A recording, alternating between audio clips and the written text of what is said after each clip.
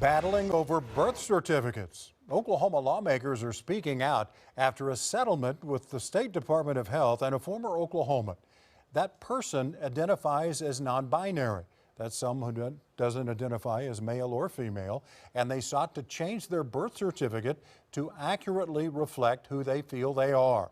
Both lawmakers and the governor don't agree with the settlement or the change in procedure at the health department. News 4's Hunter McCatherine explains.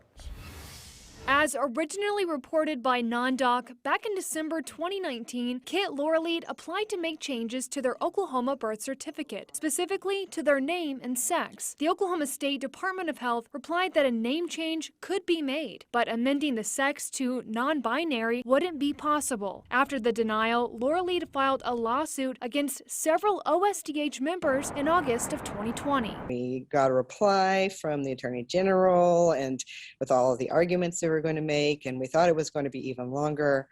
But then I was super proud of my home state and the Attorney General, who said, no, this is not the way we should be doing things. We need to look towards the future. The department then reversed its stance, agreeing to settle the federal suit and change its practices. Now, Oklahomans can change their sex designation on their birth certificate if they obtain a court order from an Oklahoma court. This change not approved by some Oklahoma lawmakers or the governor. Governor Kevin Stitt issuing this statement on Thursday. I believe that people are created by God to be male or female, period. There is no such thing as non-binary sex, and I wholeheartedly condemn the purported OSDH court settlement that was entered into by rogue activists who acted without receiving proper approval or oversight. I will be taking whatever action necessary to protect Oklahoma values and our way of life. Commissioner of Health Dr. Lance Fry responding in part saying, our responsibility is to maintain vital statistics, and we will continue to do so in accordance with the laws of Oklahoma. Should a challenge to the previous agreement be made, we will proceed accordingly. Nicole McAvee, Executive Director of the LGBTQ political advocacy organization Freedom Oklahoma, tells News 4 that despite this backlash, they will continue to fight for the rights of all. We think that so often it is